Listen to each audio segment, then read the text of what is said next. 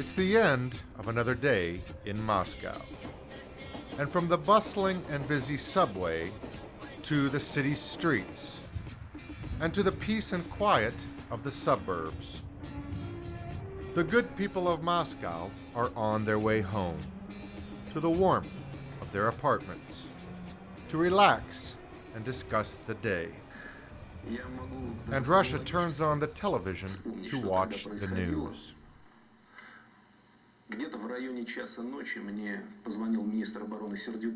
Good and honest citizens deserve the truth and must demand the truth.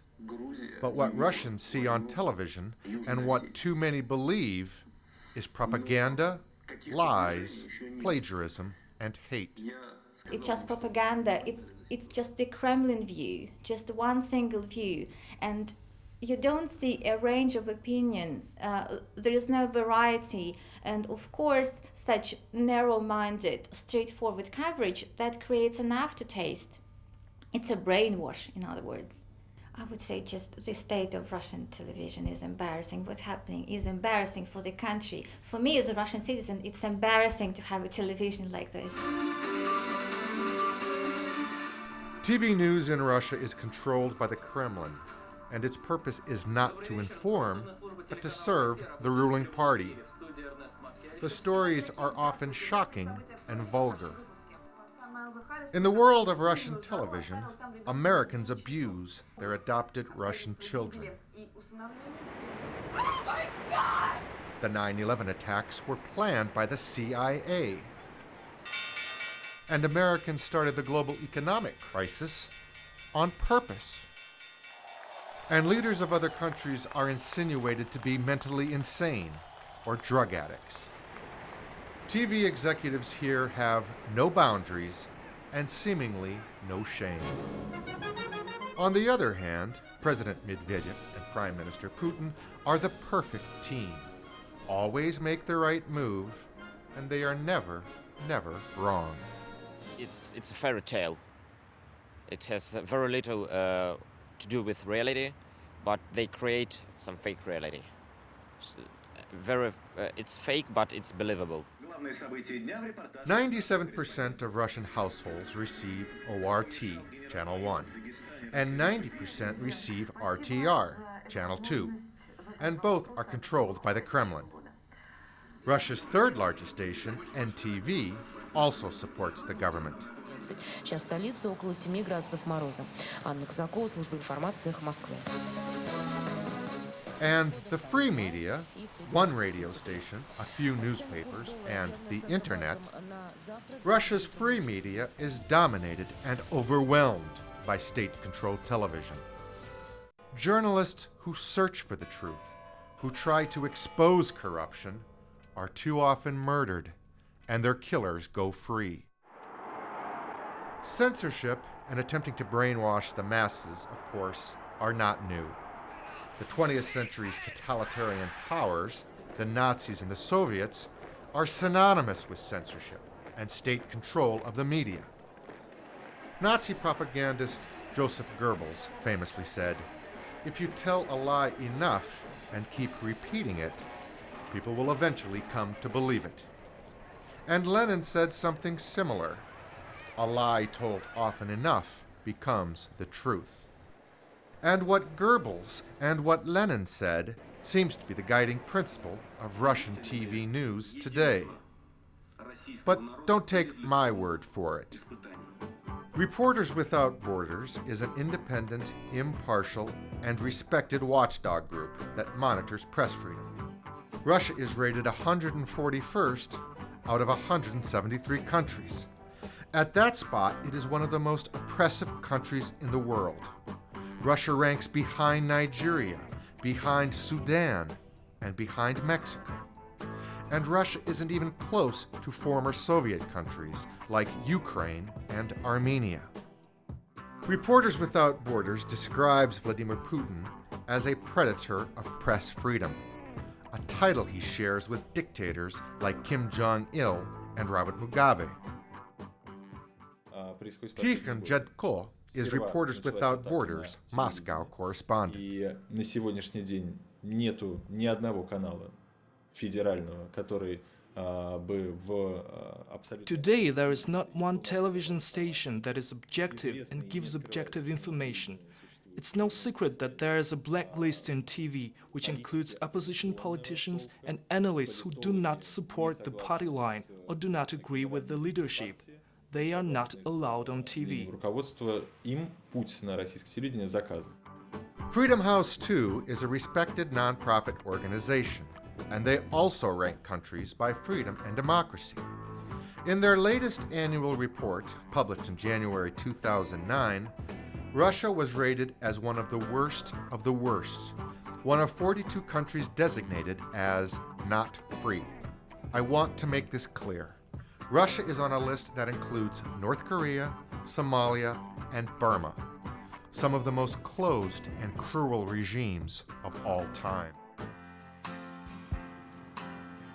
My name is John Kluver. I'm an American, and this is my hometown, Tucson, Arizona. I've worked in Russia for more than 8 years, much of the time as a producer for CNN, and I speak Russian.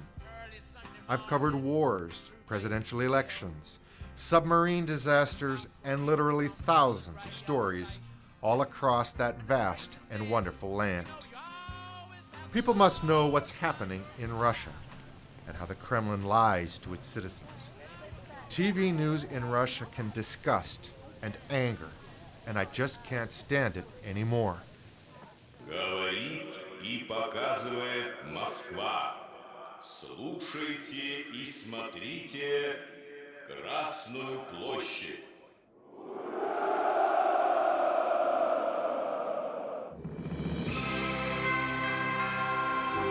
When a powerful country like Russia, with nuclear weapons and a large army, brainwashes her own citizens, the entire world, and especially her small neighbors, are in danger.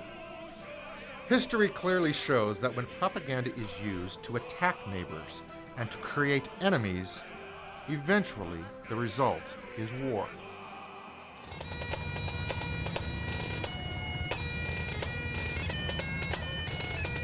I tell this story also because I believe in a free press. A free press is the lifeblood, the oxygen of a democratic and open society. It's the voice of the poor, of the humble and the weak, and for those who don't have powerful or wealthy friends. A free press challenges the government, questions authority, exposes lies and corruption, and fights for a better and more fair society. And though my home is in Arizona, I still work often in Russia, and I wish for only the best for the good and decent people of Russia. When authoritarian governments systematically lie to their people, over time, war, poverty, and suffering ensue, and the dignity and value of human life is destroyed. And Russians and Russia's neighbors have endured enough.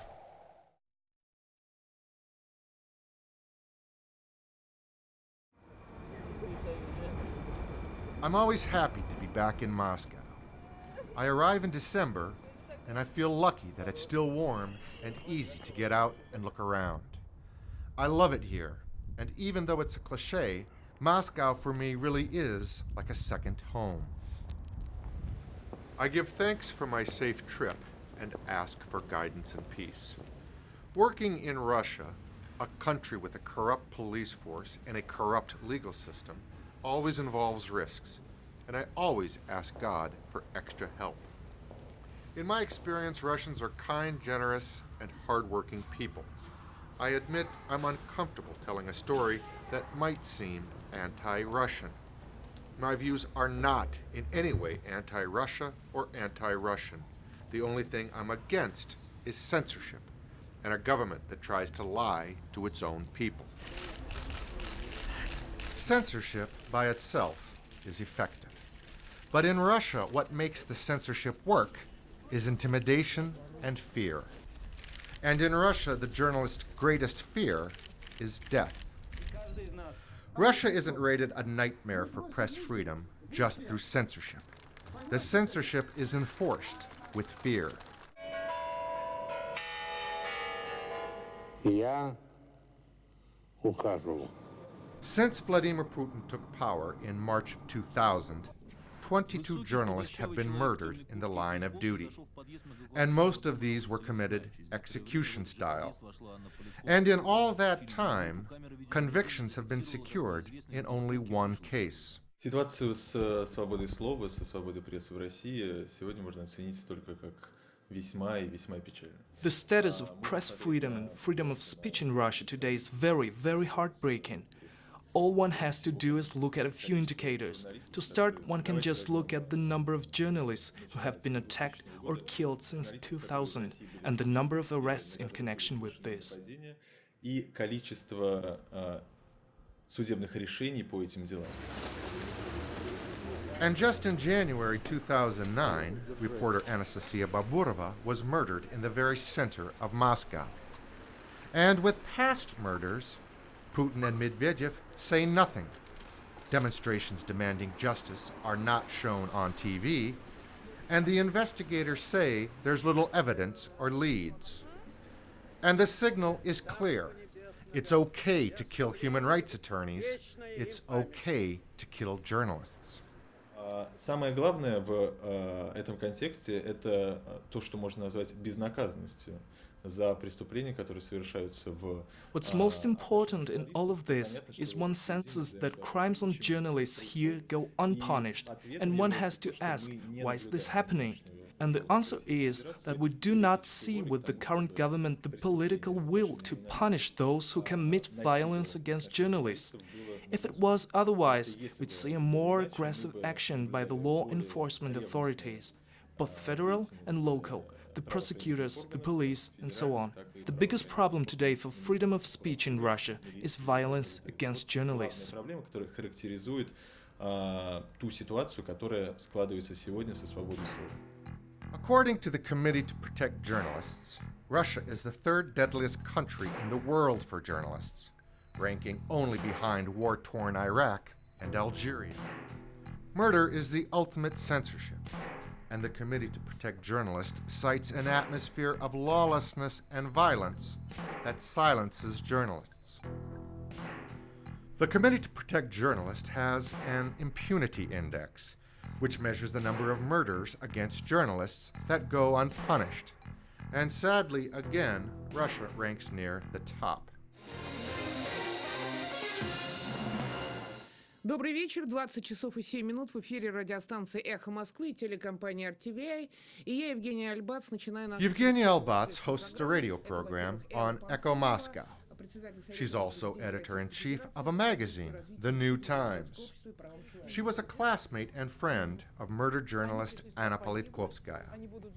She compares, in sparse but chilling language, the journalist's fear in the USSR and in Russia today. In the Soviet times, you could get into jail very easily. In the current Russia, you're less likely get imprisoned, but you can get killed. I remember your daughter. I think you brought Ms. Albats and I have worked together, and we chat about old friends. I'm reminded that Russia's community of free journalists is small and tight-knit. A murdered journalist here is usually a friend or close colleague of other journalists. And they see the grief, the suffering of the families, the children left without a mom, and the grief of parents at funerals who've lost a child. Journalists often give up and choose another profession. But Ms. Albats, along with many courageous Russians, is not afraid, and she continues to search for the truth and objectively criticize her government. She's a voice of defiance, a Russian hero and patriot. And over the years, she's received many threats, but she turns them into compliments. I truly believe that those threats and those intimidations, they come with a job. It's just acknowledgement that I'm doing the right thing. That people who happen to dislike what I say or what I write, they take me seriously. In a way, it's an acknowledgement. While unpunished murders and fear are the Kremlin's cruelest form of censorship, there are less dangerous threats as well. An estimated 80 journalists each year are attacked and beaten. Unbowed journalists who probe too deep, are fired and their newspapers shut down. In the recent months, I had a conversation with a top-ranking official, and we were discussing one of my critical articles. And he told me, you know, I can just lift the receiver and make one single call and get the license of your little newspaper revoked. I'm so important that I won't even have to explain what you did wrong. Your license will be revoked. Of course I know that you did nothing wrong, and probably the judges know that you did nothing wrong. But it would take you years to win this battle in the court. And even if I allow you to win this battle in the court, because honestly, you did nothing wrong, your newspaper would have died by the time you win the court. You see, it tells you just what power the media have in Russia these days.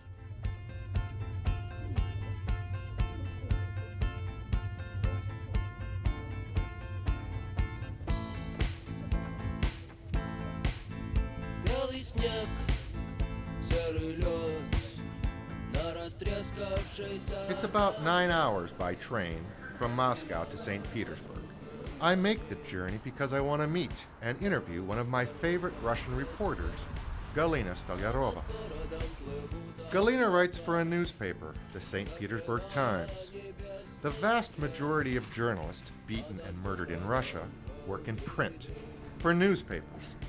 Real journalists who want to investigate, to search for the truth, and to question authority, most no longer work in television. A TV reporter today in Russia must obey orders, report what they're told to report, or they're fired or pressured to leave. Galina calls Russia's TV reporters transmitters.